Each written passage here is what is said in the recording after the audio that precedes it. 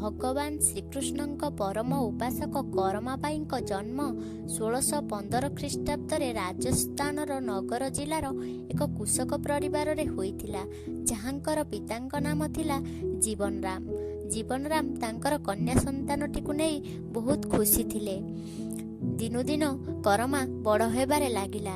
ସେ ଦେଖୁଥାଏ ପ୍ରତିଦିନ ତାଙ୍କର ପିତାମାତା ପ୍ରଥମେ କୃଷ୍ଣ ଭଗବାନଙ୍କୁ ଭୋଗ ଲଗାଇଲା ପରେ ଯାଇ ହିଁ ଖାଦ୍ୟ ଗ୍ରହଣ କରୁଛନ୍ତି। ଗୋଟିଏ ଦିନର କଥା, କରମାର ପିତାମାତା ପୁଷ୍କର ସ୍ନାନ ପାଇଁ ବାହାରିଲେ। ସେ ତାଙ୍କର କନ୍ୟା କରମାକୁ ପ୍ରଭୁଙ୍କର ସବୁ ଦାୟିତ୍ୱ ସମର୍ପି ଦେଇ କହିଲେ, ତୁମେ ପ୍ରତିଦିନ ଭଗବାନଙ୍କୁ ଭୋଗ ଲଗାଇଲା ପରେ ଯାଇ ହିଁ ଖାଦ୍ୟ ଗ୍ରହଣ କରିବ। କରମା ଠିକ୍ ସେଇଆ କଲା। ତା ପରଦିନ ସକାଳୁ ଗାଧୋଇ ପାଧୋଇ ଆସି ଶ୍ରୀକୃଷ୍ଣଙ୍କ ପାଇଁ ଘିଅ ଏବଂ ଗୁଡ଼ ଦେଇ ଖିଚୁଡ଼ି ତିଆରି କଲା ଏବଂ ଭଗବାନଙ୍କ ପାଖରେ ସମର୍ପି ଦେଲା ଏବଂ ଅପେକ୍ଷା କଲା ଭଗବାନ କେତେବେଳେ ଖାଇବେ। କିନ୍ତୁ ଭଗବାନ ଖିଚୁଡ଼ି ଖାଇଲେ ନାହିଁ। ତାପରେ କରମା ତାର ଘର କାମ କରିବା ପାଇଁ ବାହାରିଗଲା ଏବଂ ଅଳ୍ପ ଟିକେ ସମୟ ଛାଡ଼ି ଆସି ସେ ଦେଖୁଥାଏ ଭଗବାନ ଖିଚୁଡ଼ି ଖାଇଲେ କି ନାହିଁ, କିନ୍ତୁ ଖିଚୁଡ଼ିରୁ ଟିକେ ବି ଖଣ୍ଡିଆ ହେଲା ନାହିଁ। ସେ ବହୁତ ମନ ଦୁଃଖ କଲା। ସକାଳ ଯାଇ ସନ୍ଧ୍ୟା ହେଲା। ସେ ପ୍ରଭୁଙ୍କ ପାଖରେ ଗୁହାରି ଜଣାଇ କାନ୍ଦିବାକୁ ଆରମ୍ଭ କଲା। ହେ ପ୍ରଭୁ, ପ୍ରତିଦିନ ମୋ ପିତାମାତା ତମକୁ ଭୋଗ ଲଗାଉଛନ୍ତି, ତମେ ଖାଉଛ, କିନ୍ତୁ ଆଜି ମୋ ଭୋଗ ତୁମେ କାହିଁକି ଖାଇଲ ନାହିଁ? ପ୍ରଭୁ କହିଲେ, ତୁମେ ପରତା ପକେଇ ନାହଁ, ସେଥିପାଇଁ ମୁଁ ଖାଇ ନାହିଁ। କରମା କହିଲା, ଏଇ କଥା ଆପଣ ମୋତେ ଆଗରୁ କହିଲେ ନାହିଁ। ଆପଣ ବି ଏଯାଏ ଉପାସରେ ରହିଲେ ଆଉ ମୁଁ ବି ଏଯାଏ ଉପାସରେ ରହିଲି। ଏଇଆ କହି କରମା ଜଲ୍ଦିରେ ପରଦାଟି ପକେଇଦେଲା ଏବଂ କିଛି ସମୟ ଅପେକ୍ଷା କରି ବସିଲା। ତାପରେ ଦେଖିଲା ପ୍ରଭୁ ସବୁଯାକ ଖିଚୁଡ଼ି ଖାଇ ଦେଇଛନ୍ତି।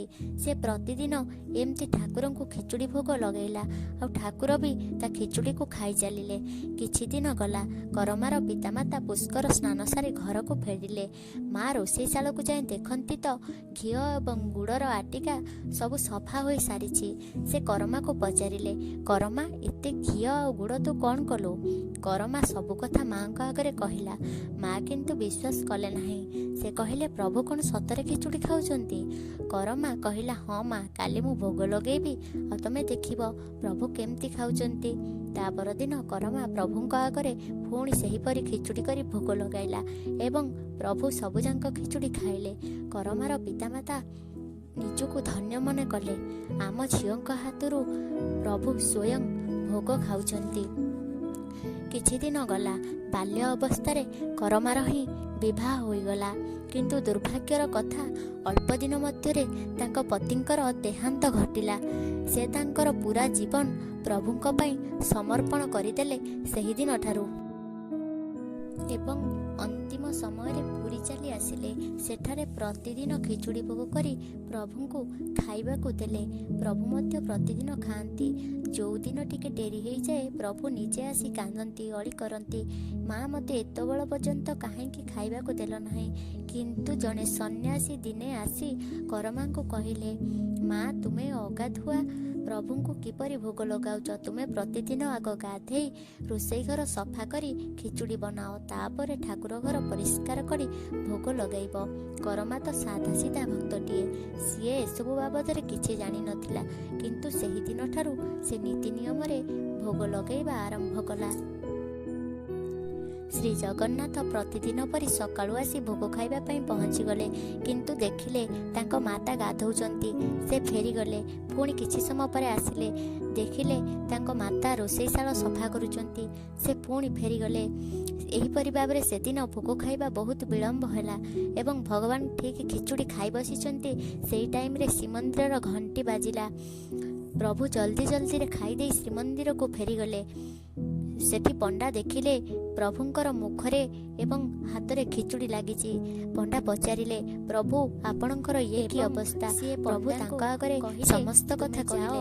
ସେ ସନ୍ନ୍ୟାସୀଙ୍କୁ କୁହ ମୋ ମାଆକୁ ଏସବୁ ନୀତି ନିୟମ ମାନିବାକୁ ସେ ମନା କରନ୍ତୁ, କାହିଁକି ନା ମୋତେ ସକାଳୁ ଭୋକ ଲାଗୁଛି। ମୋ ମା ଯଦି ଜଲ୍ଦି ଖିଚୁଡ଼ି ନ ବନେଇବେ ମୁଁ ଖାଇବି କିପରି? ପଣ୍ଡା ମଧ୍ୟ ସେଇଆ କଲେ। ଯାଇକି ସନ୍ନ୍ୟାସୀଙ୍କୁ ସମସ୍ତ କଥା କହିଲେ। ସନ୍ନ୍ୟାସୀଙ୍କ ଆଖି ଲୁହରେ ଛଳଛଳ ହୋଇଗଲା। ସେ ତତ୍କ୍ଷଣାତ ଯାଇ ତାଙ୍କ ମାଆଙ୍କୁ କ୍ଷମା ପ୍ରାର୍ଥନା କଲେ ଏବଂ କହିଲେ, ମୁଁ ଜାଣିନଥିଲି ଆପଣଙ୍କର ଏତେ ଭକ୍ତି, ପ୍ରଭୁ ଆପଣଙ୍କ ହାତରୁ ଖିଚୁଡ଼ି ଖାଉଛନ୍ତି, ତେଣୁ ଆପଣ ମୋ କଥା ନ ମାନି ଯେମିତି ପ୍ରଭୁଙ୍କ ପାଇଁ ଆପଣ ସକାଳୁ ଖିଚୁଡ଼ି ବନାନ୍ତି ଆପଣ ସେଇଆ ହିଁ କରନ୍ତୁ। କରମା ବାଇ ସେଇଆ ହିଁ କଲେ। ପ୍ରତିଦିନ ସକାଳୁ ଯେମିତି ସେ ଖିଚୁଡ଼ି ବନାଉଥିଲେ ସେଇଆ ହିଁ କଲେ।